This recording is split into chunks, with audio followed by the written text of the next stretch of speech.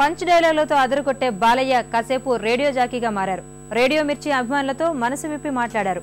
నటవారసుడు మోక్షజ్ఞ తెరంగేట్రం మరో 5 ఏళ్లలో ఉంటుందంటూ శుభవార్త తెలిపారు. ఎన్టీఆర్ నటించిన శ్రీకృష్ణ పాండవేయం, నర్తనశాల, సీతారామ కళ్యాణం సినిమాలు రీమేక్ చేసేందుకు ప్రయత్నిస్తున్నట్లు బాలయ్య వెల్లడించారు. శ్రీరామరాజ్యం ప్రచారంలో భాగంగా బేగంపేటలోని 98.3 FM కార్యాలయంలో బాలకృష్ణ సందడి చేశారు.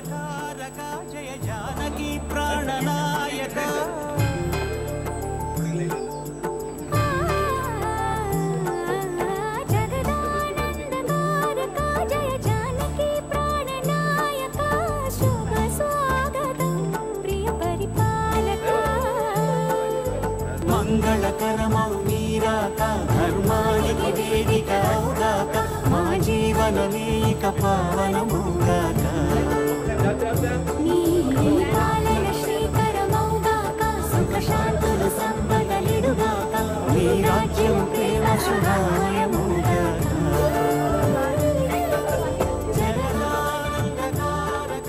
తెలుగు చూడాలంటే బాపు, తెలుగు వినాలంటే రమణ అని జగద్విఖ్యాతిగాంచిన సత్యం అది.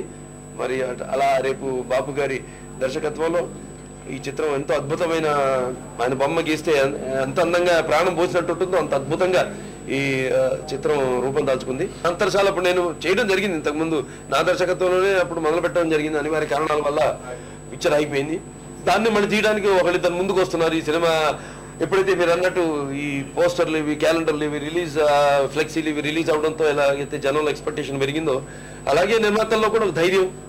ఎస్, అప్పుడు నేను అనుకున్న సినిమాని మళ్ళీ తీయడానికి కూడా ఒకళ్ళిద్దరు ముందుకు వచ్చారు.